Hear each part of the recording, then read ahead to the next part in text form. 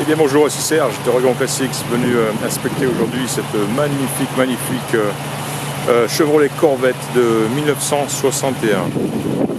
Très belle voiture, très belle combinaison de couleurs.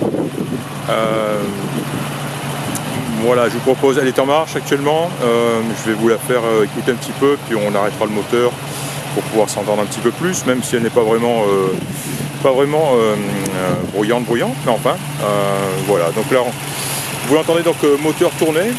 Alors concernant ce moteur, on le savait, c'est un moteur qui n'est pas d'origine. Il est ce qu'on appelle période correcte, c'est-à-dire que c'est un moteur de même cylindrée, équipant des modèles Chevrolet de la même période, de la même époque. Je ne sais pas exactement quelle période ce moteur-là, ce bloc couvre, mais ce qu'on sait, c'est qu'il court absolument au moins l'année 61. Donc voilà, c'est pour ça qu'on appelle cela un moteur ou un équipement, ou dans ce cas-là un moteur, donc période correcte. Hein. Voilà, donc moteur non d'origine, et bien sûr ça se reflète largement dans le prix, on le verra. Hein. Voilà, donc un moteur qui tourne très bien. Je l'ai conduite, on va écouter l'arrière avant d'arrêter le moteur. Alors voilà, bien sûr, un très joli son.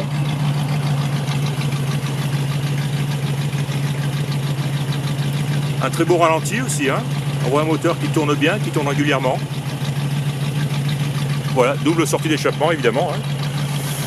Voilà, on a un coffre qui est très propre. Avec j'ai pris des photos et j'ai tout enlevé. Hein. J'ai enlevé le tapis de fond de coffre, hein, pour voir ce qu'il y avait en dessous. J'ai vu la roue de secours, le cric, la manivelle, etc. Donc tout y est, tout est en place, tout est très propre, tout est très sec. Très joli joint d'étanchéité aussi. Hein. Voilà. Dans tous les cas, je suis sûr que c'est une voiture qui n'a pas dû connaître beaucoup de nuits dehors sous les éléments. Mais voilà. Et donc, voilà, coffre qui tourne très bien. De très beaux alignements, j'ai remarqué ça aussi, hein. Les coffres, coffres, capot, porte, ailes, etc. présentent de très beaux alignements. Hein. Et c'est vraiment général. On voit ici aussi. Vous voyez, c'est magnifique. Hein. Voilà. Voilà, on va l'arrêter. Les feux sont en marche, je les ai essayés aussi. Voilà, les deux, hein, de côté bien sûr. Voilà, des choses comme le klaxon fonctionne. Voilà. Et au niveau des équipements, eh ben on va le voir. Bah déjà on a un autoradio qui n'est pas d'origine évidemment, hein, mais qui fonctionne très bien. Voilà. On va l'arrêter. On a un système de chauffage des embuages qui fonctionne. Bien sûr, hein, comme souvent sur ces modèles-là, il n'est pas très puissant, mais on sent de l'air chaud entrer à l'intérieur de la cabine, hein, pulsé. La montre ne fonctionne pas, il est 4h30 depuis que je suis là. Donc voilà, c'est peut-être le seul équipement qui ne fonctionne pas justement, hein, la montre. Voilà, là-bas en dessous on a la tirette pour fermer la trappe.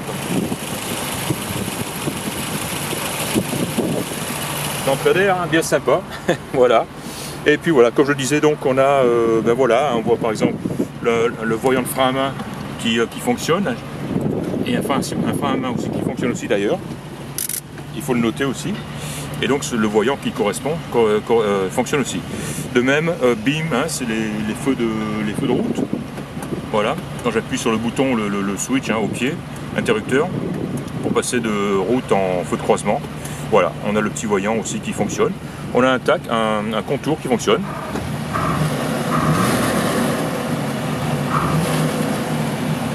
Et puis voilà, et des voyants aussi, des jauges, je devrais dire. Fuel l'essence, elle aussi un petit peu, ouais, c'est un petit peu bizarre.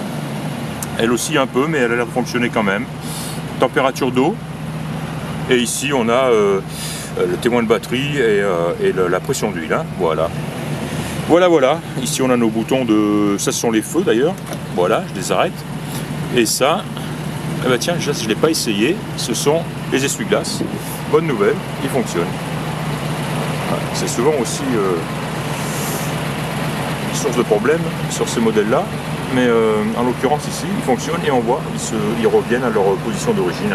Voilà, on a un compteur de vitesse qui fonctionne, et je pense que l'odomètre, le compteur de kilomètres, fonctionne aussi. Voilà, un joli petit volant, il est un petit peu craqué ici sur aux jonctions ici, un petit peu plus ici d'ailleurs. Voilà. Bon, c'est juste la bakélite qui recouvre l'acier, le fer, donc c'est pas dangereux, c'est juste esthétiquement, c'est un petit peu, voilà, c'est juste un problème esthétique. Voilà. Donc ça va l'air tout ça de toute façon est bien, je vais l'arrêter. Tout ça est bien dans un très bon jus. C'est ce qu'on voit ici m'a l'air vraiment d'être d'origine. Même la céleri d'ailleurs, on sent le grain du cuir ici. Ça m'a tout l'air d'être d'origine, sans bien sûr pouvoir l'affirmer avec certitude. C'est juste une assumption. Les panneaux de porte, de même chose. Voilà. Pour ce qui est de l'intérieur, donc, on est bien assis, on a des ceintures de sécurité. Alors, une chose que je n'ai pas encore faite, c'est ouvert la trappe ici pour laisser sortir la capote, bien sûr. Cette voiture est équipée d'une capote, d'un soft top plus un hard top, donc c'est vraiment très appréciable. C'est pas souvent le cas. Donc voilà, c'est une chose qui me reste à faire, c'est vérifier donc l'état de la capote et aussi le dessous de la voiture, je n'ai pas encore inspecté. Voilà, des portes qui se ferment impeccablement, ainsi que des fenêtres qui montent et descendent sans problème. De très belles glaces, un très beau pare-brise, légèrement teinté, mais il est parfait, il est comme neuf. De très beaux chromes qui l'entourent. D'une manière générale, les chromes sont très beaux. Le seul reproche qu'on pourrait faire, ce sont sur le pare-choc avant, qui est certainement d'origine aussi, et on voit de près comme ça qu'il est un petit peu rayé à certains endroits et un petit peu terne. C'est plus le chrome d'antan. Voilà. Donc il est très possible que ce soit un pare-choc d'origine. Ceci dit, il n'a pas de bune, pas de coup, il n'est pas tordu, il est en très bon état. Voilà, celui de derrière me semble-t-il est plus joli. Et en fait, ce sont deux moustaches, deux coins, voilà, séparés ici, deux pièces. Mais celui-ci est en meilleur état, ainsi que le chrome qui entoure la plaque d'immatriculation, sympa, 61 vet, donc impeccable, très belle plaque d'immatriculation à conserver. Voilà, de beaux pare-chocs, les feux aussi arrière sont très beaux. Quelques mots sur la peinture. La peinture est très belle, très belle. C'est le genre de peinture où il faut chercher les défauts. C'est pas le genre de peinture où les défauts apparaissent tout de suite dès qu'on s'approche de la voiture.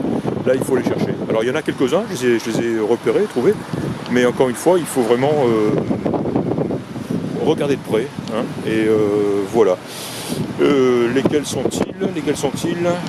Le plus gros se situe en haut du capot ici. On va bien le voir ici, exposé au soleil. Il est ici. Voilà. Et je pense qu'on le verra.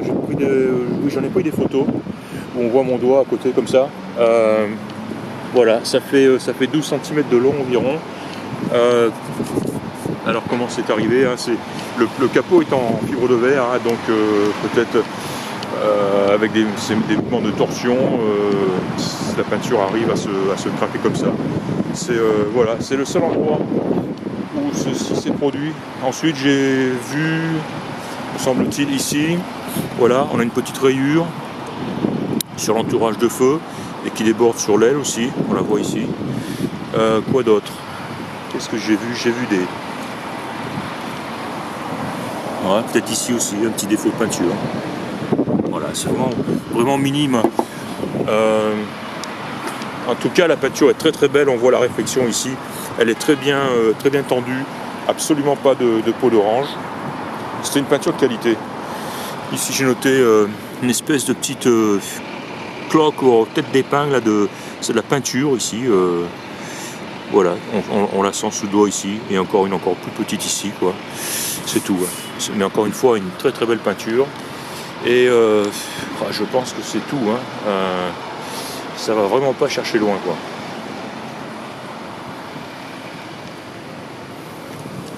Petit défaut ici. Voilà. Minime, hein. Donc il est très possible que ce soit une peinture qui est déjà de toute façon un certain nombre d'années. Hein. Je ne sais pas combien, mais c'est en aucun cas une peinture une voiture qui sort de l'atelier de peinture. Hein, donc voilà, ces petits défauts sont normaux, je dirais. Voilà. Voilà, on a parlé du moteur, donc vraiment un look d'origine, entièrement d'origine. Même cette partie-là qui a tendance à disparaître, hein, c'est un bouclier, enfin un protège chaleur, hein, un rempart contre la chaleur, donc, qui souvent est retiré et bien souvent perdu. Hein. On le voit qu'il protège en dessous là, le distributeur. Donc une bonne chose. Là, ce joli filtre porte-filtre à air aussi d'origine. Et voilà, la voiture n'est pas équipée de direction assistée. Et j'imagine. Oh, voilà, le capot est fermé. Il y a beaucoup de vent aujourd'hui à Portland. Voilà, alors la voie elle est encore plus jolie comme ça, capot fermé. Voilà, donc vraiment un look, je disais, look compartiment moteur vraiment tout à fait d'origine. Et voilà, si on s'approche de la petite affichette posée par Memory Lane, qu'est-ce qu'on y voit? Une Chevrolet Corvette de 61. Alors tiens, ils sont en mesure de savoir le nombre de propriétaires, il y en a eu 5 depuis qu'elle est sortie de l'usine. On a donc un moteur de 283 cubic inch qui développe 270 chevaux, un carburateur 4 corps. Et on le voit ici, donc un moteur qui est non number matching, mais période correcte, date code correct, hein, donc voilà, qui correspond à l'époque, on va dire. Boîte manuelle 4, des pneus à carcasse radiale avec des flancs blancs. La voiture est finie en ce qu'on appelle le Roman Red, un rouge romain. On a une capote blanche et ainsi qu'un hardtop. Autoradio grande zone et FM. Voilà, runs and drives great. Et ça, donc ça c'est vrai, je le confirme puisque je l'ai conduite. Je voulais faire un long tour avec, enfin long tour, j'ai fait, je sais pas, j'ai dû faire une dizaine de kilomètres. Hein. Je me suis régalé, vraiment là, bon, les samedis matins ici, pas trop de monde encore dans les rues, je me suis absolument régalé au volant de cette voiture. Il fait très beau, il fait très froid, mais c'est vraiment agréable. Sur les 10 km, j'ai eu trois témoignages de satisfaction, hein, enfin des pouces levés ou des commentaires dans ce genre-là, quoi, des signes positifs, quoi. Forcément, quoi, hein, c'est magnifique, c'est la voiture que tout le monde aime, quoi. Voilà, je me suis donc régalé au volant à son volant. Une boîte très facile à manier, très agréable, des vitesses qui passent bien, qui sont faciles à trouver, un bon embrayage. Aucune difficulté, quand on part en première, la voiture répond impeccablement et le moteur tourne bien, il est bien réglé. Voilà, une bonne direction. Je l'ai amené sur une petite double voie avec un petit bout de ligne droite. Je l'ai monté à 70 miles, hein, donc un bon 100-110 on va dire. Et la voiture tire droit. Hein, elle a que très peu de jeu à la direction, voire pas du tout. Hein, vraiment une voiture qui est facile à conduire et extrêmement agréable. 170 miles, hein, donc 110 km/h, c'est bon, ça commence à faire. Au volant d'une voiture, on se sent un petit peu tout nu, hein, dans un cabriolet à 110 déjà, sans ceinture de sécurité, je ne l'avais pas attaché, de toute façon ça n'aurait pas fait grand chose. Mais enfin, quand on est dans le trafic ici, au milieu des gros pick-up, on ne se sent pas en toute sécurité. Enfin bref, je l'ai fait sans problème. Voilà, que dire d'autre? Comme je disais, je vais m'appliquer maintenant à inspecter la capote. J'irai aussi voir, ou j'irai me faire montrer le hardtop aussi pour en prendre des photos et voir dans quel état il est.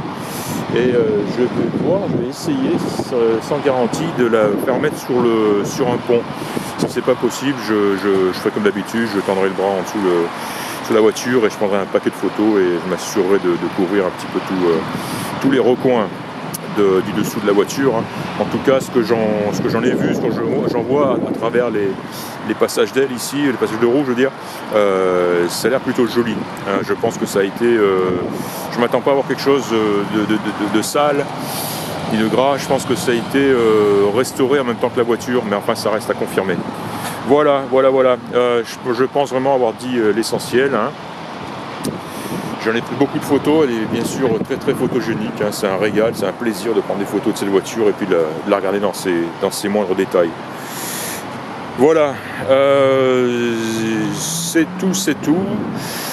C'était encore une fois Serge, hein, d'Oregon Classics, et je vous ai présenté cette très très belle Corvette de 1961. Merci de m'avoir écouté et à très bientôt. Au revoir.